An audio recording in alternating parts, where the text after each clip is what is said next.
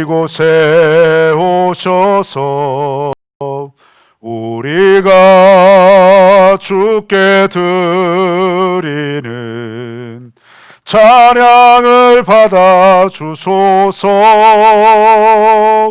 우리는 주님의 종들, 주님은 우리 주시라. 주 대신 예수님 오셔서 이 찬양을 받아주소서. 아멘. 오늘 특별히 이제 소개해드릴 분이 계십니다. 2021년 새롭게 우리 더함 공동체 부장 집사님으로 임명을 받으셨어요. 오늘 오전 예배 때 임명 받으셨는데요. 우리 문인기 집사님을 소개해드리도록 하겠습니다. 소개하고 인사드릴 때 있는 자리에서 큰 박수로 환영해 주셨으면 좋겠어요. 집사님 나오시죠. 집사님께서 인사 말씀 해주시겠어요? 안녕하십니까. 반갑습니다. 더함 공동체로 오늘 부장을 맡게 됐는데요. 처음 맡게 됐을 때 조금 부족하지만 두렵고 떨림으로 맡게 되었습니다. 그래도 청년들과 같이 한다는 막연한 설레임과 그리고 기쁨도 같이 있었음을 생각합니다. 올 한 해도 제가 여러분들을 위해서 섬길 수 있는 것들 그리고 또 서포트할 수 있는 것들을 최대한 다해서 여러분들 섬기기를 다짐합니다. 반갑습니다.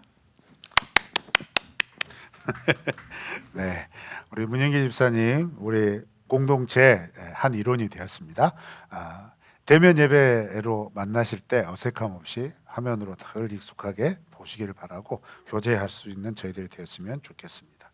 자, 하나님 말씀 봅니다. 누가복음 1장 57절 말씀부터 마지막 80절 말씀입니다. 누가복음 1장 57절 말씀부터 80절 말씀까지. 절수는 상당히 길지만 분량은 작습니다. 우리가 함께 이 본문을 읽었으면 좋겠어요. 57절부터 80절입니다. 함께 있습니다. 엘리사벳이 해산할 기한이 차서 아들을 낳으니 이웃과 친족이 주께서 그를 긍휼히 여기심을 듣고 함께 즐거워하더라.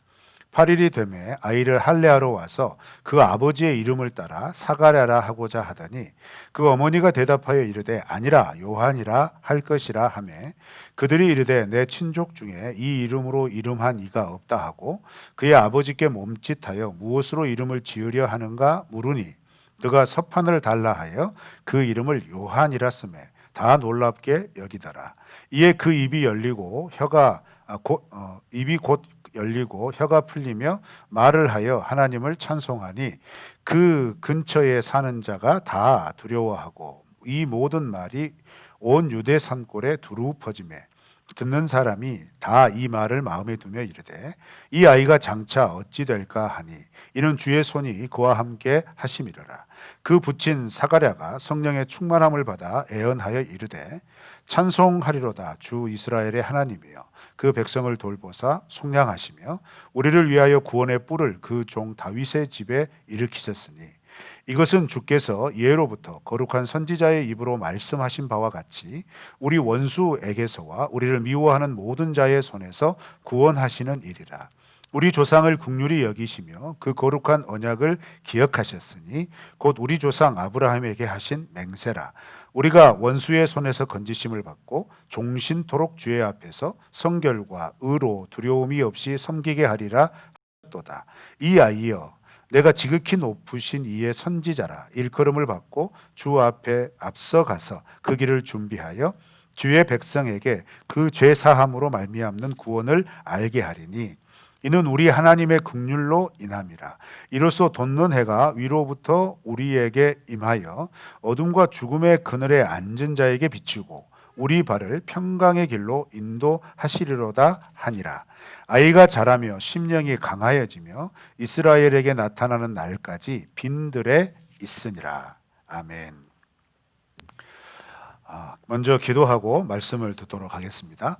하나님 아버지 감사합니다. 2021년 새롭게 열어주셨습니다. 그 첫 번째 공동체 예배로 허락하여 주신 하나님을 찬양합니다. 각자의 초소에서 영상을 통해 함께 드리는 예배지만 이미 우리는 예수 그리스도 안에서 성령의 하나된 이끄심을 따라 말씀 앞에 모여 있는 줄로 믿습니다. 우리의 예배를 받으실 하나님을 찬양합니다. 우리가 직접 하나님 앞에 드리는 헌금은 아니어도 계좌로 송금하고 하나님 앞에 약속하여 드리는 예물들 받아 주옵시고, 무엇보다 주님 앞에 드리는 헌금 우리의 믿음의 고백으로 드릴 수 있도록 기쁨과 즐거움의 마음을 주셔서 우리의 살아가는 날 동안 하나님이 입히시고 채우시며 이끄시며 인도하시는 은혜를 맛보아할 수 있는 은혜의 흔적들이 되게 하여 주시옵소서. 하나님, 우리가 말씀 앞에 모였습니다. 이 말씀을 듣고 우리의 영적인 귀가 열리고 우리의 마음을 일구어 주셔서 더욱 주님의 말씀 안에서 그 말씀을 따라 살아가기를 소망하는 귀한 결심들이 우리 가운데 일어나게 하여 주시옵소서. 이 시간을 주님께 올려드리며 예수님의 이름으로 기도합니다. 아멘. 누가복음 묵상이 시작이 되었습니다. 1월 1일부터 시작된 누가복음은 이제 한 달 동안 우리가 계속해서 묵상하게 될 것입니다. 저는 개인적으로 이제 누가복음을 묵상을 시작하면서 한 가지 기대를 가지고 있었던 게 무엇이었냐면 공관복음, 마태복음, 마가복음, 요한복음과 함께 누가복음은 예수님에 대한 이야기를 해주는 성경입니다. 그래서 예수님에 관한 동일한 이야기를 한다 그래서 동일한 관점, 초점이 있다고 그래서 공관복음이라고 얘기하죠. 이 공관복음 가운데 누가복음은 다른 복음서와 달리 중요한 특징을 갖는데 그것이 뭐냐면 연대순이라는 거예요. 시간의 흐름을 따라 예수님의 이야기가 흘러갑니다. 그런데 누가복음까지만 보면 예수님의 부활, 승천까지 딱 끝나지만 이 누가복음은 사도행전과 연결이 되어 있습니다. 그래서 사도행전을 시작할 때 내가 이전에 보냈던 글에라고 하는 그런 표현도 있는 것처럼 누가복음은 사도행전과 한 짝을 이룹니다. 그래서 어떤 학자는 심지어 어떻게까지 얘기하냐면 누가복음과 사도행전은 한 권의 책이다 이렇게 얘기합니다. 왜냐하면 이방인으로서 그리스도인이 된 사람들을 위해서 누가가 예수는 누구신가, 그리고 그 예수를 믿은 사람들의 삶은 어떻게 살아야 하냐, 그리고 예수를 믿는 사람들이 예수를 믿고 변화되어서 그들은 어떤 길을 걸어갔나, 이런 관점으로 누가복음에서는 예수님이 오시기 전, 그리고 오심, 그리고 오셔서 공생애의 사역을 감당하고 이루신 일들, 그것까지를 전체적으로 다루고, 사도행전은 그 예수님을 믿고 변화된 사람들이 어떤 삶, 어떤 길을 걸어갔는가에 대한 것을 기록으로 남겨두었다는 것이죠.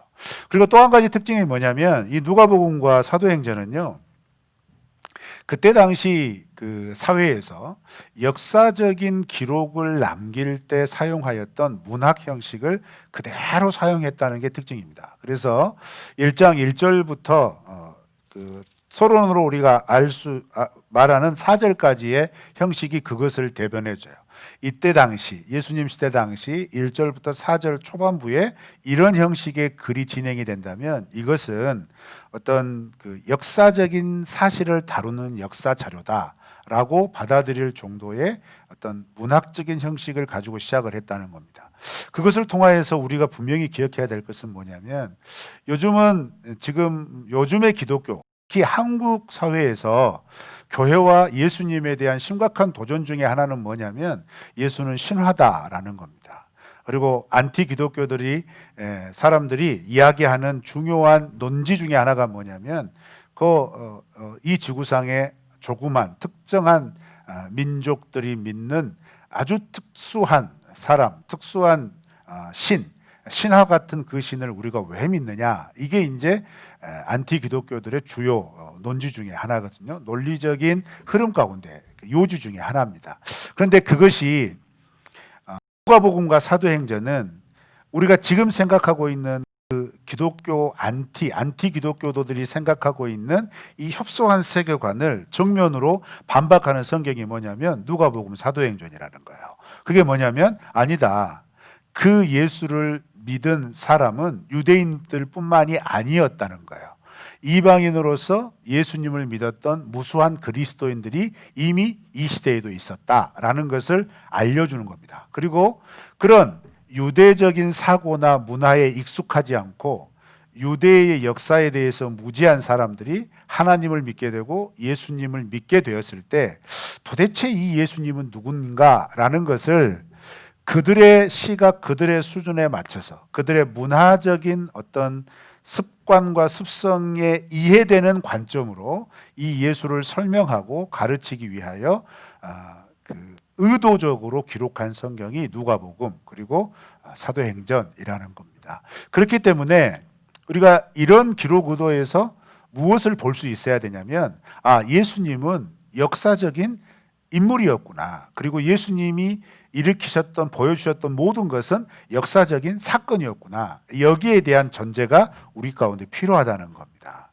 이게 역사적인 사실 자료들을 고증을 했다는 거예요. 그래서 여러분 누가복음을 읽거나 사도행전을 읽을 때 굳이 그 예수님과 직접적으로 상관없었던 그때 당시 유대인의 관습이나 문화적인 어떤 용어들이 나오는 이유는 뭐냐면 이 시대 이런 사람들에게 예수님이 오셨고 예수님이 그런 상황 속에 있던 사람들을 구원하셨다라는 것을 반복해서 얘기해 주기 위하여서 사용했다는 겁니다.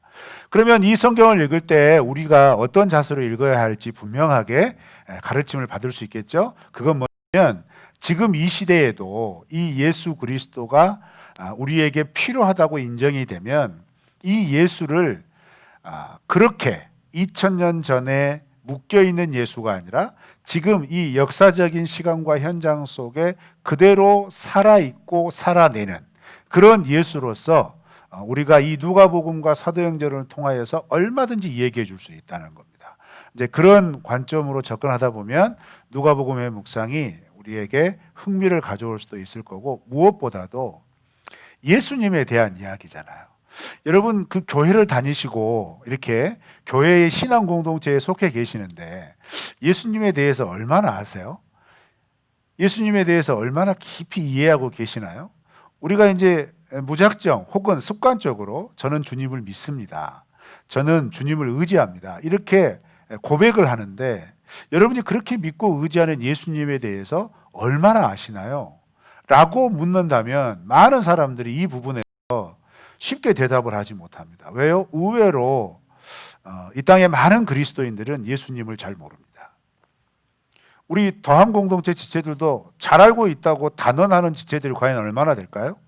심지어 저조차도 예수님에 대하여서 얼마나 아십니까? 라고 했을 때 그래 나는 예수님께 대해 빠삭해 라고 이렇게 자신 있게 말을 했다가도 이러다가 내가 잘못 말했으면 어떡하지? 이런 불안감이 없지 않아 있거든요. 그만큼 우리는 평생을 살아가면서 예수님께 대하여 예수님에 대한 것을 알아가야 되는데 너무나 아쉽게도 오늘날의 그리스도인들은 예수님에 대하여 몰라요.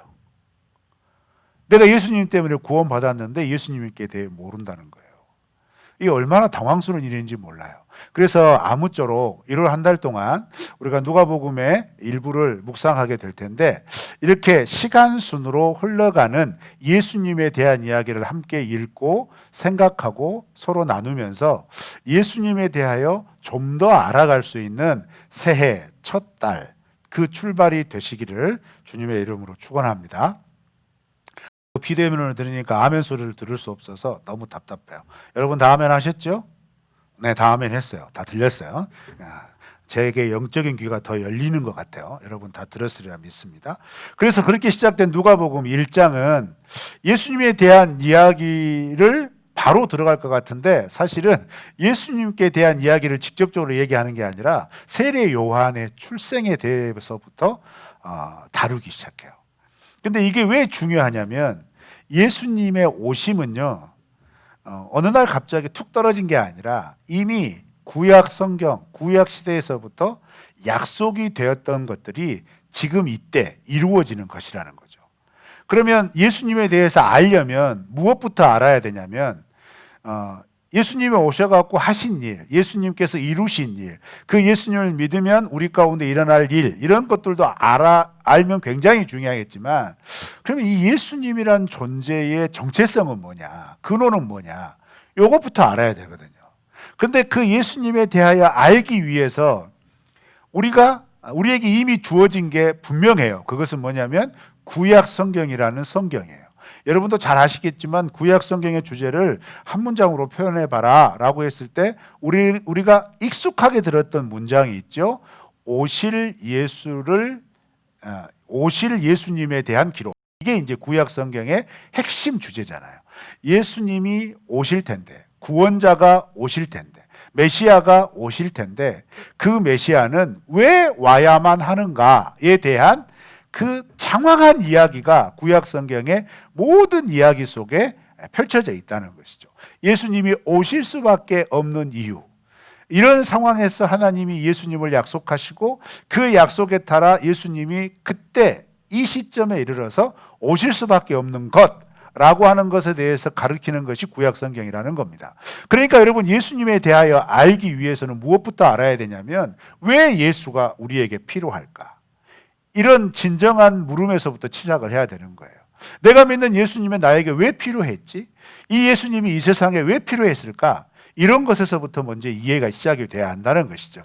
그렇게 이해에 대한 접근을 했다면 누가복음이 이방인으로서 기독교인이 된 사람들에게 쓴 편지라라고 하는 어떤 배경을 가지고 있다면 누가는 선택을 해야 했을 거예요. 무슨 선택을 했어야 되냐면 이 구약 성경에 있는 모든 성경의 예언들을 먼저 다 얘기해야 될까? 여러분, 그러다가 이방인으로 그리스도인이 된 사람들은 지쳐가지고 질려가지고 예수님 안 믿을 거예요.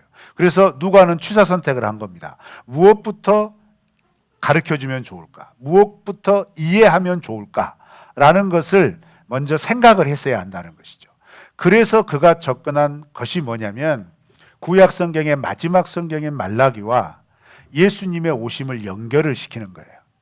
그런데 구약 성경 말라기에서 예수님이 오실 때에 오시는 것과 관련되어서 어떤 예언이 이미 되어 있었냐면, 여러분이 잘 아시는 구약 성경 마지막인 말라기 성경 말라기 4장 5절 6절 말씀에 보면 이런 말씀이 있어요. 보라, 여호와의 크고 두려운 날이 이르기 전에 내가 선지자 엘리야를 너희에게 보내리니 그가 아버지의 마음을 자녀에게로 돌이키게 하고 자녀들의 마음을 그들의 아버지에게로 돌이키게 하리라. 돌이키지 아니하면 두렵건대 내가 와서 저주로 그 땅을 칠까 하노라 하시니라. 이게 말라기의 마지막 부분 예언이에요. 그런데 이 예언과 관련돼서 누가복음 1장에서 뭐라고 얘기를 하냐면 누가복음 1장 17절 말씀에 보면 그가 또 엘리야의 심령과 능력으로 주 앞에 먼저 와서 아버지의 마음을 자식에게 거스르는 자를 의인의 슬기에 돌아오게 하고 주를 위하여 세운 백성을 준비하리라. 세례 요한에 대한 출생, 그리고 그 세례 요한이 이 땅에 나와서 어떤 사역을 감당해야 될 것인가에 대하여서 사가랴에게 미리 이 일을 알리면서 네가 낳게 될 아이는 이런 아이가 될 거다, 이런 사람이 될 거다라고 하는 것을 설명하면서 사가랴에게 17절 말씀을 천사 가브리엘이 알려주는 거예요. 그럼 여러분, 사가랴는 1장 초반부에 보면 뭐라고 그를 소개를 하고 있냐면 1장 5절 말씀에 보면 유대왕 헤롯의 아비야 반열의 제사장 한 사람 있었는데 이름이 사가랴다. 그리고 그의 부인은 아론의 자손이니 이름은 엘리사벳이다. 이렇게 소개를 하죠. 그리고 그에 대한 소개를 또 뭐라고 6절에서 얘기를 하냐면 이 두 사람은 하나님 앞에서 의인이다. 주의 모든 계명과 규례대로 흠없이 행하였다. 이렇게 얘기하죠. 여러분, 그 시대에 물론 지금도 하나님의 말씀대로 행하는 사람이 너무나 희귀한 시대죠. 그런데 예수님이 오시는 그 시대는 더더욱 희귀한 시대였습니다. 그런데 그런 시대 속에서도 하나님께서 그에게 맡겨진 사명, 제사장으로서의 사명을 꿋꿋이 감당하는 사람이었고, 그리고 순서에 따라 그 직을 행하면서 성소에 들어가 하나님께 분향을 올리면서 천사 가브리엘에게 이 예언을 듣는 거예요. 그러면 사가랴는 말라기의 예언을 너무나 정확하게 알고 있었다는 거죠. 이 사람은 구약 성경에 정통한 사람이니까. 그래서 가브리엘이 17절의 말씀을 딱 했을 때 자기에게서 나온 아들이 어떤 아들이 될 것인가를 단박에 알아챕니다. 아, 말라기의 예언이 내 아들을 통하여서, 나에게 주신 이 아들을 통하여서 이루어지려고 하나보다 라고 하는 것을 분명하게 인식하게 되는 거죠. 누가는 이 상황을 표현하고 설명하고 알려주면서 데오빌로라고 하는 사람에게 무엇을 기대했을까요? 데오빌로님, 당신이 믿는 예수님, 당신이 지금 믿고 있는 예수님은 이렇게 하나님이 오래전부터 약속하여서 데오빌로와 같은 인간들을 구원하시기 위해 준비하셨다가 보낸 사람입니다 라고 하는 것을 자꾸 환기를 시켜주는 거예요. 당신이 믿는 예수는 당신 주위에 널려있는 수많은 우상들과 다르다는 거예요. 그 우상들이 지니고 있는 역사와 다른 역사를 가지고 있다는 거죠. 그 우상들이 주장하는 것들과 전혀 다른 배경을 가지고 있는데, 그것이 뭐냐면 유대인의 하나님, 이 세상을 창조하신 하나님이 약속하셔서 그 약속대로 보내신 구세주입니다 라고 하는 것을 알려준다는 거죠. 그런데 이 예수님이 오시기 전에, 구세주인 예수님이 오시기 전에 하나님은 먼저 엘리야를 보내서 굳어지고 굳어진 마음을 이렇게 갈아엎는다고 말씀하셨어요. 말라기를 통하여 하신 말씀의 핵심이 그거거든요. 온 세상, 특별히 우리를 완전하게 구원하여 주실 메시아가 오기 전에 그 메시아가 누군지를 알아보게 하기 위해서, 그 메시아를 믿고 받아들이게 하기 위해서 그 메시아가 오기 전 엘리야와 같은 사람을 보내서 그 엘리야와 같은 사람이 오실 메시아를 소개하고 그 오실 메시아를 믿도록 도와주겠다라고 했던 예언이 말라기 예언이라는 거죠. 그런데 이런 예언은 무슨 의미가 있냐면, 그렇기 때문에 메시아이신 예수님이 오시기 전에 반드시 어떤 사람이 나타나야 하냐면, 예수님을 바라볼 수 있도록, 메시아이신 그리스도를 바라볼 수 있도록 메시아에 대한, 하나님의 구원에 대한 마음들을 충분히 일으켜줄 어떤 사람이 먼저 와야 되는 거죠. 하나님께 대한 관심이나 잃어버렸던 하나님께 대한 신앙을 다시 한번 고쳐 세우고 내가 하나님의 말씀으로 살아야 되겠다라고 하는 강력한 마음의 동기부여를 할 수 있는 어떤 인물이 먼저 와서 그렇게 이전에 이미 주셨던 말씀에 반응하고 회개하여서 다시 그 말씀대로 살아가겠다 결심하게 하는 어떤 사람이 와야 된다 이거죠. 그런 사람이 와야 예수님이 오셔서 사역을 하실 때 그렇게 시작한 하나님의 나라가 사람들 사이에 쑥 들어갈 수 있다는 거예요. 그 말은 여러분 논리적으로 보았을 때 세례 요한이 이 땅에 오지 않았다면 예수님은 가짜라는 겁니다. 그것을 하나님께서 이 누가복음 1장을 통하여서 우리에게 확인을 시켜주는 거예요. 하나님이 말라기를 통하여서 약속하신 그 약속이 지금 이루어진다라는 겁니다. 이런 중요한 의미를 가지고 태어날 아이는 어떤 사람에게 태어나냐면 나이가 많아서 이미 태의 문이 닫힌 늙은 제사장 부부를 통해서 태어나게 된 겁니다. 여러분 상식적으로 출산을 하는 것은 가임기가 있잖아요. 가임 연령대가 있잖아요. 이 연령대가 지나면 인간들은 인간의 한계를 벗어났다고 그래서 도무지 임신할 수 없다고 여기고 그렇게 받아들여요. 그런데 그게 오늘날에만 그렇습니까? 그렇지 않습니다. 이 인간이 살아오는 모든 세대, 모든 시간 속에서는 이 가임 연령대가 지나면 이제 태문이 닫혔다. 나는 이제 이렇게 아이도 낳지 못하는 수치스러움을 안고 살아야 한다. 이렇게 체념하며 살아야 돼요. 엘리사벳도 그렇게 체념하며 살았을 거라는 거죠. 그런데 그렇게 체념하기 전까지 이 사가랴와 엘리사벳이 무엇을 했을까요? 우리가 읽진 않았지만 1장 초반부에서 천사 가브리엘이 나타나서 그 사가랴에게 하신 말씀 중에 어떤 말씀이 있냐면 나타나자마자 13절에 그 천사 가브리엘이 이렇게 사가랴에게 얘기합니다. 사가랴여 무서워하지 말아라. 너의 간구함이 들린지라. 이렇게 말했어요. 무슨 말이에요?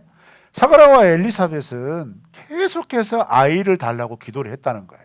그런데 그렇게 평생을 기도를 했는데, 결혼하고 태문이 닫히고 나이가 많아 늙을 때까지 기도를 했는데 이 기도가 응답이 안 됐었다는 거죠. 그렇게 기도했던 것들이 이제는 안 되나 보다, 인간적으로 분명한 한계가 느껴지고 자기의 몸이 연로해지는 것, 쇠약해지는 걸 알아가고 난 그때부터 아마 이 기도를 안 했을 거예요.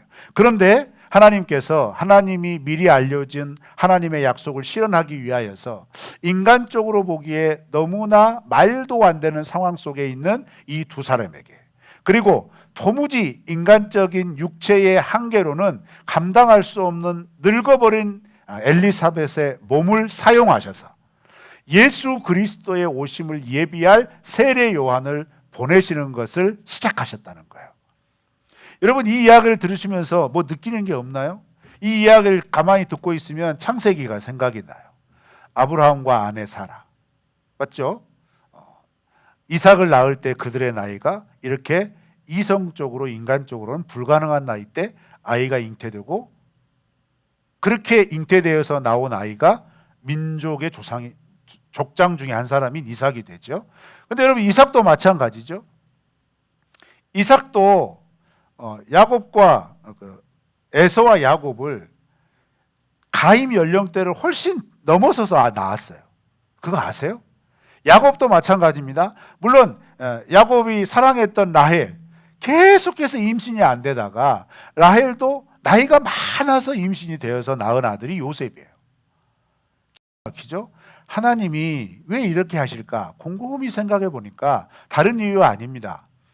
모두가 평범하게 그럴 수 있어, 충분히 그럴 수 있어 라고 여길 만한 상황과 여건 속에서 무언가가 이루어지면 그것은 곧 이건 가능한 거야, 이건 누구라도 할 수 있어, 이건 우리가 노력했기 때문이야, 이건 우리의 힘으로 한 거야, 충분히 말할 수 있는 요건이 된다는 거죠. 그러나 여러분, 생명의 탄생에 있어서 가임 연령대가 지나도 한참 지나서 잉태가 되고 임신이 되어서 출산을 하게 된다면 그것은 뭐라고 얘기하죠? 1장에서 이와 관련되어서 이웃들과 친족들의 반응이 분명하게 나타나죠. 놀랍니다. 그리고 두려워합니다. 왜요? 이건 인간의 일이 아니라는 거예요. 하나님께서 하나님의 일을 하시려고 할 때 정하신 뜻 확고히 하고 시겠다고 작정만 하시면 우리가 이해하고 있는 보통의 상식적인 수준의 범주에서 일하시는 게 아니라 모두가 다 포기했을 때, 모두가 안 된다고 했을 때 그 일을 능히 이루시고 하실 수 있는 분이 바로 우리의 하나님이라는 사실을 믿으시기를 바랍니다.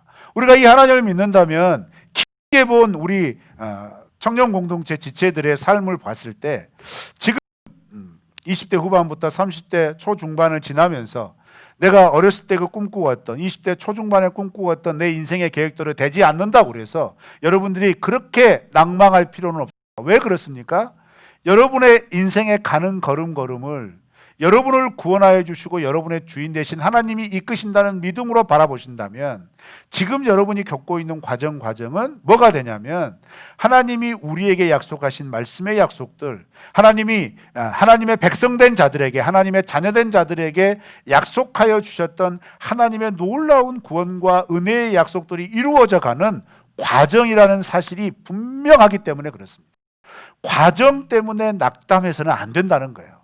그런데 이것보다, 이런 수준보다 더 큰 수준이 뭐냐면 도무지 아이를 낳을 수 없는 환경 가운데 아이가 잉태되는 거예요. 그래서 여러분 잘 보세요. 1장에서 보면 6절 말씀에 그렇게 하나님 앞에 의인이고 주의 모든 계명과 규례대로 흠없이 행하였던 사가랴가 천사 가브리엘이 이 제사장의 반열에 서서 이 성소에서 분향을 올리는 일을 마치고 집에 돌아가면 잉태할 거다, 그 말을 들으니까 뭐라고 반응을 해요? 전혀 믿을 수 없었다는 거예요. 전혀 그것에 대해서 콧방귀를 낍니다. 그러니까 천사 가브리엘이 뭐라고 말을 해요? 천사가 너의 이런 모습에 대하여 20절 말씀에 보면 보라, 이 일이 되는 날까지 네가 말 못하는 자가 되어 능히 말을 못하리니 이는 내가 내 말을 믿지 아니함이다. 그렇게 믿음을 사가라고 천사의 이 말을 믿지 못한 거예요. 그 정도로 어떤 믿음의 영역 한계를 훨씬 뛰어넘는 거의 초월적인 수준의 하나님의 역사가 임하니까 이렇게 믿음 좋았다고 평가하는 이 사가랴조차도 아예 받아들이지를 못하는 거죠. 그래서 그것에 대하여 가브리엘이 뭐하냐면 너가 이것을 믿지 못하기 때문에 너 이제 말 못할 거다. 그렇게 얘기를 합니다. 그러면서 20절 후반절에 보면 뭐라고 얘기하냐면 때가 이르면 내 말이 이루어질 것을 알게 될 거다. 그래서 오늘 우리가 읽은 말씀에 보면 오늘 본문이 두 부분으로 나뉘죠. 정말 때가 되어서 이제 엘리사벳이 세례 요한을 출산을 합니다. 출산을 하니까 그 즈음에 이르러서 5달 동안 엘리사벳이 자기가 잉태되었던 것들을 감추고 있었어요. 그리고 6살 때 되었을 때 성령으로 잉태된 사실을 천사 가브리엘에게 들었던 마리아가 찾아와서 3달 동안 마리아와 엘리사벳이 성령 안에서 교제를 하다가 돌아갑니다. 자, 그럼 계산해 보면 이렇게 되는 거예요. 6개월, 그다음에 3개월, 6개월 동안 엘리사벳은 혼자 있었어요. 이 잉태된 사실을 감추고 있었다는 거지. 그리고 마리아가 와가지고 마리아와 3달 동안 이 하나님께서 하시는 일들을 교제하고 나누면서 지냈어요. 그러면 여러분 벌써 9달이죠. 출산 직전에야 이웃들은 알았다는 거예요. 출산 직전에야 친족들과 이웃들은 엘리사벳이 이렇게 임신을 했고 이제 곧 애를 낳는다는 알게 되는 겁니다. 이것 자체가 엄청난 이슈였다는 겁니다. 그래서 오늘 본문 말씀을 시작할 때 뭐라고 얘기하냐면 58절 말씀에 이웃과 친족이 주께서 그를 크게 긍휼히 여기심을 듣고 함께 즐거워하였다. 출산을 하고 나서 엘리사벳이 지금까지 일어났던 일들을 다 얘기해 준 거예요. 사가랴가 어느 날 제사장 반열에서 지성소에서 분향하다가 집에 돌아왔는데 아무 말도 못하더라. 그러고 나서 잉태가 됐다. 그러고 나서 이러이러한 일이 있어가지고 이렇게 출생을 하게 됐다. 이렇게 얘기를 한 거죠. 그러니까 이웃들이 그 얘기를 듣고 야, 이거 진짜 하나님의 은혜다.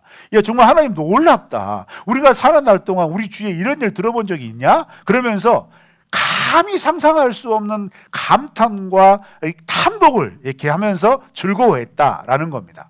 그러고 나서 이제 유대인의 전통에 따라 8일째 되던 해에 이제 집안의 어른들이 모여가지고 이 아이에게 할례를 행하기 위해서 모입니다. 할례를 행하기 위해서 모여가지고 그때 뭘 하냐면 이름을 지어요. 이름을 짓는데 유대인의 관습은 대개 아버지의 이름이나 할아버지의 이름을 이어받습니다.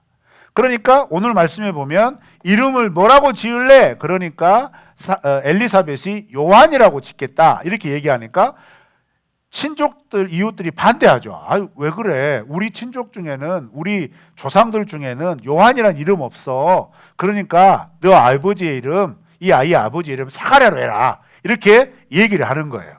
그러니까 그래도 이 엘리사벳이 아니다, 난 요한이겠다. 그러니까 말 못하는 우리 사가랴에게 한번 물어보자 해서 사가랴에게 아들의 이름을 뭐라고 지을 건가 물어봅니다. 그런데 오늘 본 말씀에는 분명한 정황이 나타나는데 이때까지도 사가랴는 말을 못해요.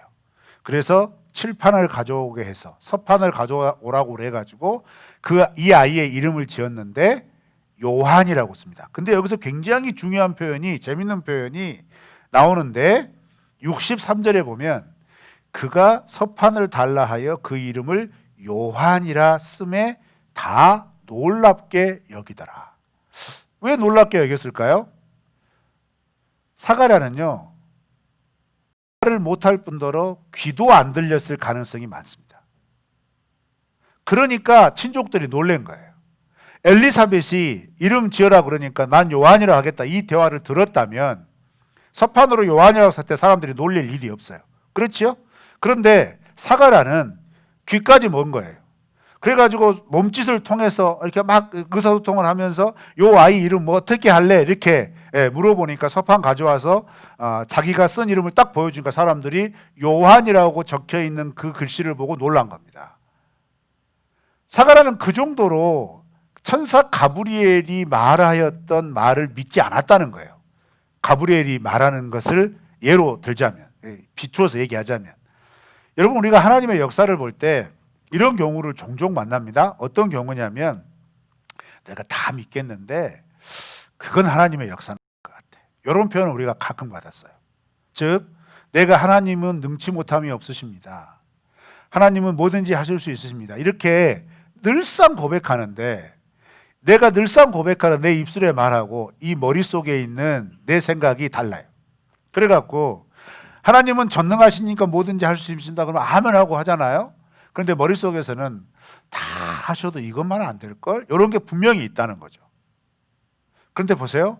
하나님이 하나님의 뜻을 이루려고 할 때 요 한계를 분명히 뛰어넘으십니다. 분명히 뛰어넘어서 그것을 이루시는 하나님을 보게 하신다는 거예요. 그리고 서판으로 요한이라고 쓰자마자 놀랍게도 그가 귀가 뚫리고 입술이 열렸어요. 입이 열렸어요. 그리고 그가 처음으로 입이 열리자마자 했던 말이 뭐냐면 67절 말씀부터 79절 말씀입니다. 이게 사가랴의 찬송입니다. 자, 그런데 여러분 인간적으로 한번 생각을 해봐요. 지난 10달 동안 입이 딱 묶여가지고 말을 못해요. 답답해요. 그리고 입이 딱 풀리자마자 그가 처음 할 수 있는 말 있어요. 얼마나 많겠어요. 요한이란 말 할 수도 있잖아요. 쉽게 얘기하면. 그리고 뭐랄까 그 어떤 개인적인 가정과 일이나 뭐 이런 것들을 가지고 다 얘기할 수 있죠. 그런데 그가 입이 풀리자마자 했던 첫 번째 말이 뭐냐면 예언입니다. 예언. 요한에 대한 예언입니다.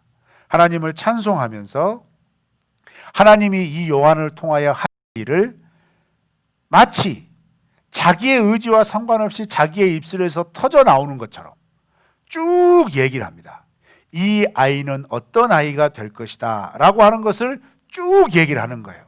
그러면서 68절부터 79절의 핵심 중에 핵심이 무엇이냐면 76절이에요. 76절. 76절이 뭐라고 얘기를 하냐면 이 아이여 내가 지극히 높으신 이의 선지자라 일컬음을 받고 주 앞에 앞서가서 그 길을 준비하여 예수님의 길을 앞서가서 그 길을 준비한다는 겁니다. 그리고 나서 77절에서 뭐라고 말하냐면 이렇게 앞서가서 예수님의 길을 준비하는 목적을 분명하게 얘기하는데 주의 백성에게 그 죄 사하고 말미암는 구원을 알게 할 것이다. 이렇게 얘기합니다. 자, 그러면 여러분 이렇게 생각해야 됩니다. 세례 요한의 6개월 동안의 요단강에서 세례 사역이 없었다면 예수님이 선포하신 하나님의 나라는 유대인들에게 이스라엘 백성들에게 먹히지 않습니다.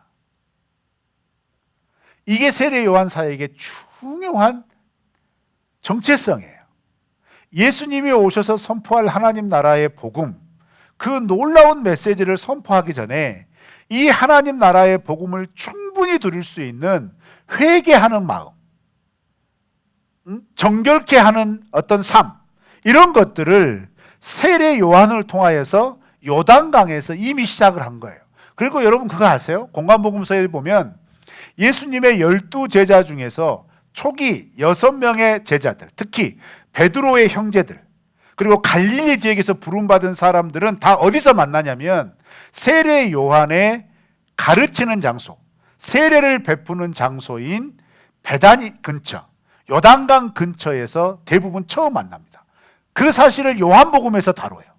요한복음에서 보면 예수님이 세례 요한에게 세례받기 위하여서 요단강가로 내려갔을 때 이미 거기에는 베드로도 있었고 안드레도 있었고 니고데모도 있었고 이렇게 여러 명의 그 제자들이 그 집회에 다 그 장소에 모여 있었어요.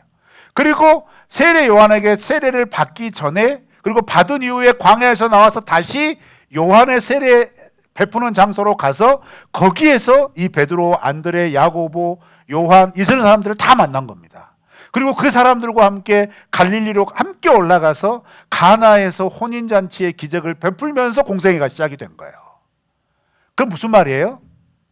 세례 요한의 6개월 동안의 사역에 이미 이 세례 요한의 회개 사역을 통하여서 수많은 이스라엘 백성 사람들의 마음속에 하나님의 나라의 복음, 하나님의 나라의 임재를 갈망하는 마음들이 가득 차 있었다는 거죠. 그리고 예수님이 오셔서 선포하셨던 첫 번째 일성이 뭐였냐면 세례 요한이 선포하였던 그 하나님 나라. 세례 요한이 뭐라고 선포했어요? 회개하라, 천국이 가까이 왔느니라. 심판의 도끼가 네 발등상에 놓여져 있다. 회개하고 그 하나님 나라를 준비해라. 이 메시지를 6개월 동안 막 반복했잖아요. 근데 예수님께서 이제 세례 요한에게 세례를 받으시고 나서 40일 동안 사단에게 시험을 받고 마친 다음에 처음으로 이게 공생애를 시작하시면서 외쳤던 일성이 뭐예요? 똑같은 말이에요. 하나님의 나라가 임하였으니. 이미 임하였다는 거예요. 이게 마가복음의 메시지거든요. 이미 임하였으니 너희들이 복음을 믿고 이 나라에 동참을 해야 된다. 이렇게 얘기를 하거든요. 그러면 여러분, 우리가 이 누가복음 1장을 통해서 잊지 말아야 할 것은 무엇이냐면, 하나님은 이렇게 세례 요한에 와야 할 것도 말라기를 통하여서 이미 약속을 하셨고, 그리고 이 말라기로 약속하신 엘리야와 같은 심령과 능력을 가진 이가 와서 이스라엘 백성들의 영적인 정서를 완전히 바꿔놓은 다음에 예수님이 그리스도로 오셔서 하나님 나라의 복음을 증거하게 될 거다. 이것을 그 정하신 말씀의 뜻을 따라, 그 말씀의 약속을 따라 차곡차곡 이루어져 갔다는 겁니다. 그리고 이것을 누가는 어떻게 우리에게 설명을 하냐면, 사실 이 성경이, 신약 성경은 헬라어로 쓰여졌잖아요. 그죠? 헬라어로 쓰여졌기 때문에 우리가 이 헬라어의 언어 속에 담겨진 정서, 특히 그 언어 속에 담겨져 있는 문화적인 어떤 의미들, 이런 것들을 이해하지 않으면 번역해가지고 읽으면 이게 도대체 어떤 감동인지를 모르겠지만, 여러분, 그 사람이 그 사람에게 부여되는 이름에는 다 의미가 있는 겁니다. 그렇잖아요? 이건 동서양을 막론하고 차이가 없어요. 그래서 이름을 딱 지어줄 때는 너는 이렇게 살아야 돼, 너는 이런 삶이 될 거야, 이런 의미가 대부분 깃들어져 있죠. 그래서 여러분, 성경을 읽을 때 도대체 하나님께서 이 말씀을 통해서 나에게 무슨 말씀을 하실까라고 하는 것들이 잘 안 보인다면, 큰 틀에서 먼저 이해를 하고 싶다면 그 말씀 속에 등장하는 이름의 의미부터 찾아보면 대충 짐작할 수 있습니다. 요한의 이름이 뭔 뜻인지 아세요? 너무 많이 들어서 잘 이거 간과할 수도 있는데, 요한은 히브리어 의미로 보았을 때 히브리어 단어 요하난이라고 하는 말인데, 이 요하난이 헬라식 발음으로 바뀐 게 요한입니다. 그러니까 이 히브리어 요하난이라고 하는 이 말의, 이 단어의 의미는 뭐냐면, 하나님은 은혜로우시다, 하나님은 자비로우시다, 이런 말이에요. 하나님의 은혜, 하나님의 자비라는 뜻입니다. 근데 이와 비슷한 단어가 히브리어에는 또 있죠. 뭐 헤세드란 말도 있죠. 하나님의 자비란 말도 있고요. 언약에 기초한 자비, 이런 말도 있잖아요. 뭐 헤세드, 이런 의미도 있고, 또 몇몇 단어가 있지만, 요하난이라고 하는 말 속에는 하나님께서는 은혜로우시다라고 하는 의미가 깃들어져 있다는 사실을 보면, 자 보세요. 요한복음 1장을 시작하면서 등장하는 등장인물들의 상황을 살펴보면, 사가랴 엘리사벳, 수태하지 못하고 후손이 없어서 비참한 지경에 있었던 사람입니다. 영적으로 보자면 이걸 어떻게 우리가 볼 수 있냐면, 여러분, 세상 모든 거 다 가지고 있어도 자기에게 후손이 없다면, 물론 지금은 워낙 비혼주의가 성행을 하고, 그리고 자녀 없이 살아가는 부부들도 참 많아요. 가정도 많아요. 그런데 이때 당시의 세계관은 결혼을 했는데 자녀가 없다, 이건 여인에게 수치 중에 수치입니다. 이건 여인으로서의 정체성이 없는 거예요. 그러니까 이제 그때 당시 기준으로 지금 이 설교를 할 때 제가 좀 마음에 걸리는 건, 요즘 결혼 안 하는 거 당연하다고 생각하는 청년들도 많고, 결혼했어도 나는 아이 낳지 않겠다 선언한 청년도 굉장히 많지만, 성경의 관점에서 보았을 때 이때 당시는 여인이 아이를 낳지 못하는 건 굉장한 고통 중에 고통이었고 수치 중에 수치였다는 거예요. 그러면 이 고통과 수치의 관점에서 엘리사벳의 상황을 보자면, 아무리 제사장 반열이고 그의 혈통이 아론의 자손이라 할지라도, 혈통적으로 뭐합니까? 직분이 있으면 뭐 합니까? 자기에게는 큰 고통이 있다는 거, 해결되지 않은 고통이 있다는 거예요. 그 고통이 뭐예요? 자녀가 없다는 거지. 그런데 하나님께서 이들의 자녀 없음을 들으시고 그 간구를 통하여 역사하신 게 뭐냐면, 이 온 세상을 구원할 구원자의 길을 예비하는 사람으로 세우겠다, 먼저 보겠다라고 약속했던 엘리야와 같은 심령과 능력을 가진 그 아이를 너희들을 통해서 주겠다라는 거예요. 그러니까 여러분 보세요. 1절 말씀에 보면, 1장에서 보는 말씀의 흐름은 뭐냐면, 사가랴와 엘리사벳은 그냥 자녀만 필요로 했어요. 그래서 평생 그것을 가지고 기도했다는 거죠. 영적으로 보면 너무너무 고통스러운 시간을 보냈습니다. 임신하지 못하는 고통, 아이를 갖지 못하는 고통은 여인에게 있어서 너무너무 큰 고통이고, 또 아무리 제사장의 반열에 올라 있고 지성소에 들어가 분향을 올릴 차례에 있을 만큼 제사장 자손과 후손 중에서 어느 정도 높은 급에 있는, 앞선급에 속해 있는 위치에 있던 제사장이라 할지라도 그에게 그 제사장을 이어받을 수 있는, 여러분 제사장은 세습직이잖아요. 그 제사장을 이어받을 수 있는 아이가 없다면, 자기가 아무리 제사장의 역할을 탁월하고 훌륭하게 하고 있다 할지라도 그것은 뭐예요? 비극인 거예요. 비극과 고통의 시간을 보내고 있던 이들에게 하나님의 은혜가 임했다는 거예요.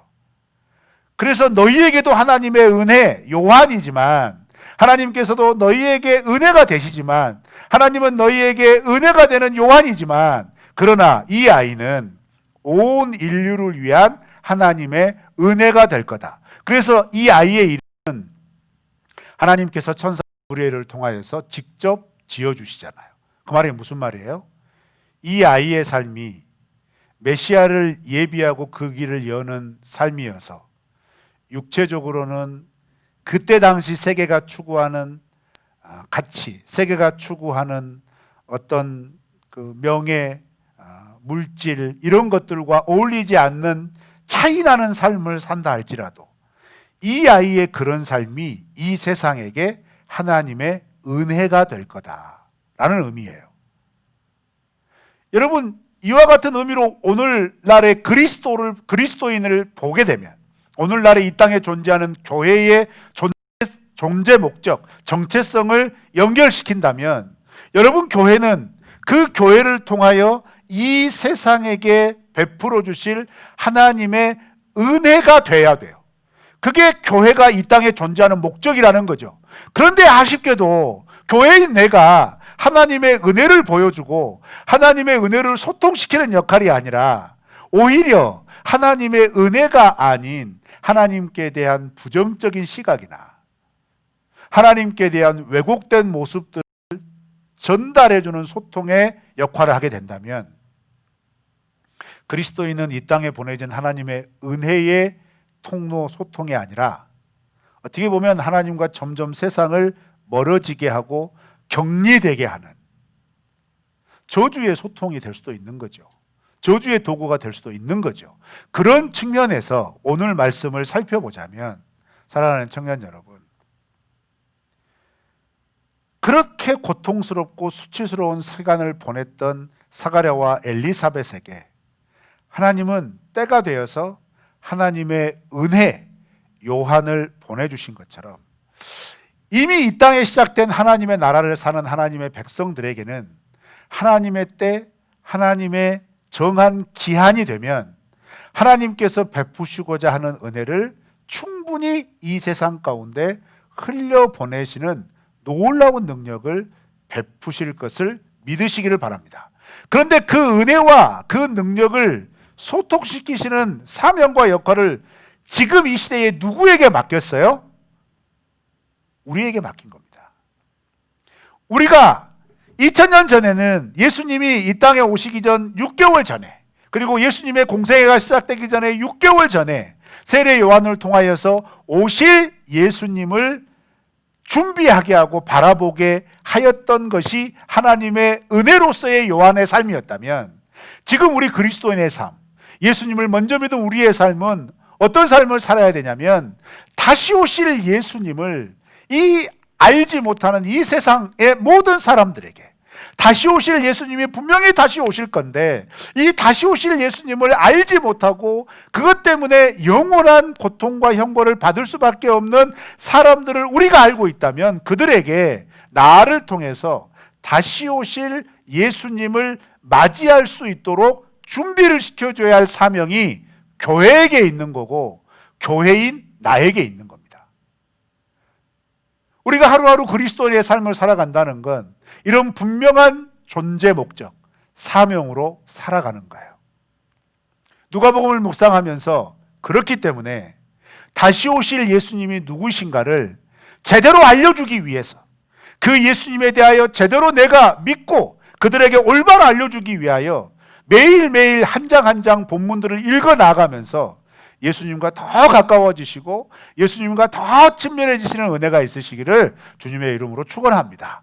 그렇게 우리 안에 들어온 예수 그리스도에 대한 지식이 내가 이 세상에 살아가면서 나를 통해 다시 오실 예수님을 바라보게 하는 이 시대의 세례 요한과 같은 삶, 이 시대에 하나님께서 약속하신 말씀이 정말 이루어지는구나 라고 하는 분명한 케이스로 이 세상 가운데 사용받을 수 있고 쓰임받을 수 있는 그런 은혜, 그 하나님의 은혜가 우리가 하루하루 말씀을 묵상하고 그 말씀대로 살아가기 위하여 발버둥치는 과정 속에서 성령의 도우심과 능력으로 우리 가운데 나타나게 될 줄로 믿습니다.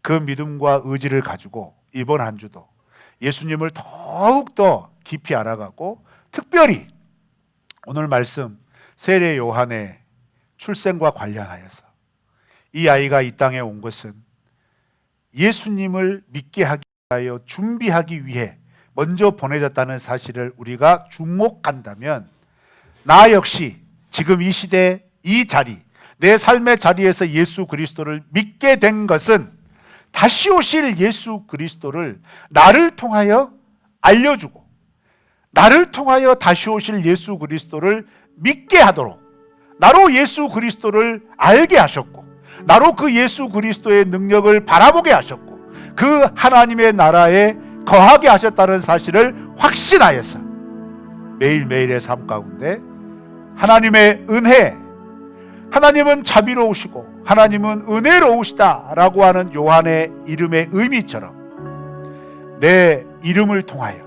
내 삶을 통하여 그 하나님의 은혜가 여러분의 삶의 현장에 흘러넘쳐서 다시 오실 예수님을 바라보게 하는 놀라운 은혜가 있으시기를 주님의 이름으로 축원합니다. 이 말씀이 도전이 되고 이 말씀이 우리로 어떻게 살아가야 할 것인가에 대한 생각가 되게 해서 예수님을 더욱 기대하고 그 예수님이 나를 통하여 드러나기를 주저하지 않는 삶을 이번 한 주간도 살아가시기를 주님의 이름으로 축원합니다. 우리 이 시간 다 같이 함께 합심하여 기도할까요? 한 가지만 기도합시다. 요한의 이름은 하나님은 은혜로우시다 라고 하는 의미입니다. 그리스도인의 이름은 뭐가 되어야 될까요? 나를 통하여 예수님의 은혜가 나타나야 한다는 겁니다. 그리스도인이라고 하는 이름의 의미는 예수님을 따라가는 사람들이라고 말했고 그 모습이 세상 사람들한테 그대로 비춰졌기 때문에 예수님을 따르는 무리들이라 하여서 그리스도인들이다 라고 불림을 받게 되었다는 사실을 우리가 안다면 이 누가복음 1장을 통하여 세례 요한의 메시지를 통해 우리가 결심해야 될 것은 나의 존재가 그리고 나의 삶을 통하여 다시 오실 예수님이 그 예수님을 알지 못하는 사람들에게 준비되어질 수 있도록 그를 믿을 수 있는 통로가 될 수 있도록 우리의 말과 우리 삶의 걸음을 사용하여 달라고 이번 일주일간의 삶을 하나님 인도하여 달라고 내가 어찌할 바를 모르고 어떻게 해야 될지를 모르겠다면 이번 한 주간 우리에게 주어지는 누가복음의 메시지들을 말씀을 통하여 깨닫게 하여 주셔서 그 말씀을 따라 순종하는 한 주가 될 수 있도록 해달라고 우리 이 시간 다 같이 함께 합심하여 기도하겠습니다. 하나님 아버지 감사합니다.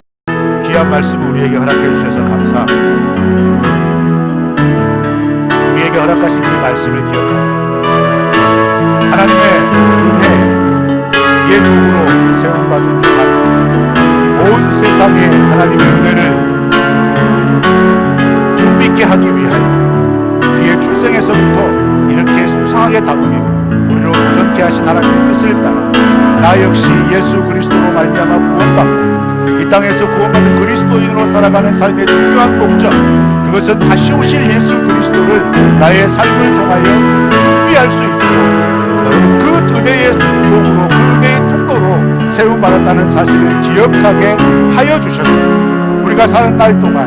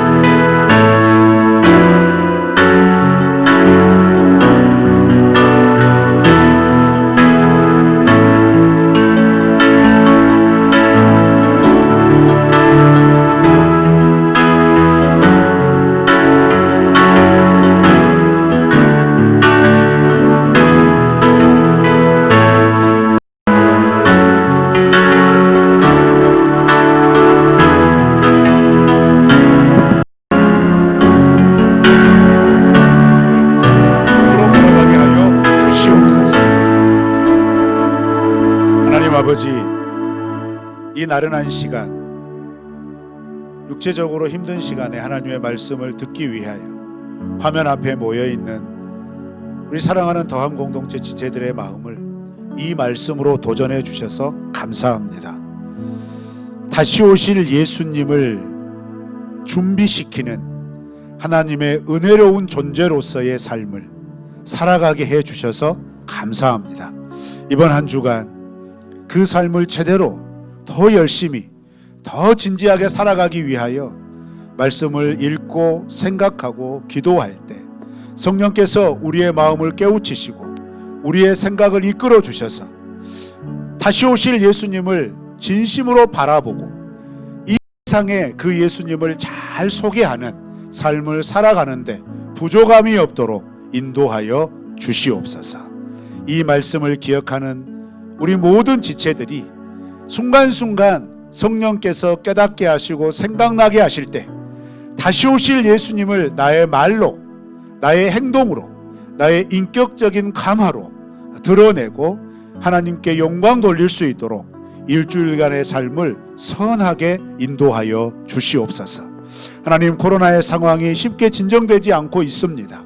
이 상황 가운데 더욱 이 사명 기억하여서 하나님이 주시는 지혜와 명철로 행하게 하여 주시되 우리의 지혜스러운 생각과 판단과 행동을 통하여 다시 오실 예수님이 선명하게 드러날 수 있도록 도와주시고 무엇보다 우리의 힘으로 할 수는 없고 성령께서 이 모든 과정에 개입하여 주셔서 하나님의 은혜가 우리 모두 가운데 느껴질 수 있도록 역사하여 주실 줄 믿습니다.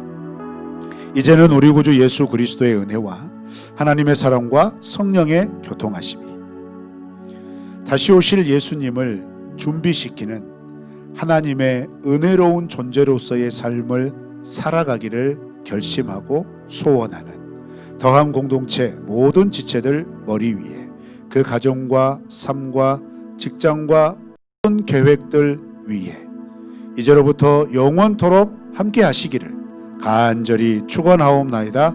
아멘. 주님 도와주실 줄 믿습니다.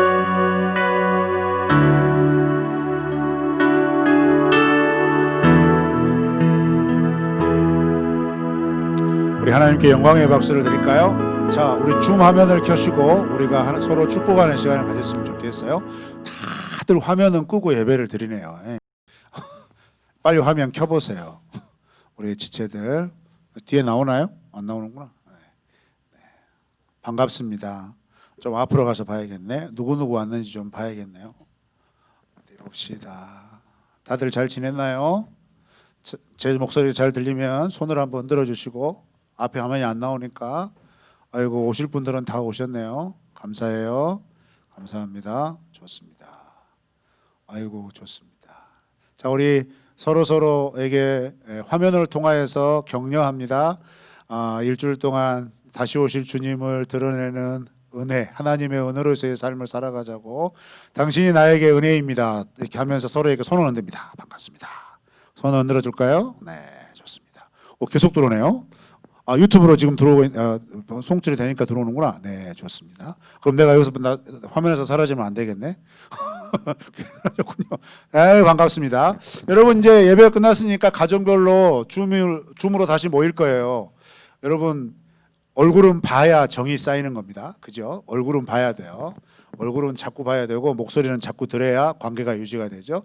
특히 제가 이번 주 1장을 묵상하면서 어제 본문을 묵상하면서 하나님께서 저에게 주셨던 큰 감동 중에 하나가 역시 교제, 나눔이 없는 공동체는 무의미하다라는 겁니다. 하나님의 은혜의 말씀이 우리에게 주어졌을 때 나 혼자 알고 있는 순간에는 그저 내 안에만 머물러 있는 어떤 느낌일 뿐이었죠. 그런데 이것을 서로 이야기하고 듣고 나누면서 뭐가 되냐면 능력이 돼요. 그게 엘리사벳과 마리아의 관계죠. 여러분 처녀가 잉태했다는 말 그때 당시에서 얼마나 힘든 말인지 알아요? 정혼한 사이인데 요셉과는 관계도 갖질 않았는데 아이가 뱄다.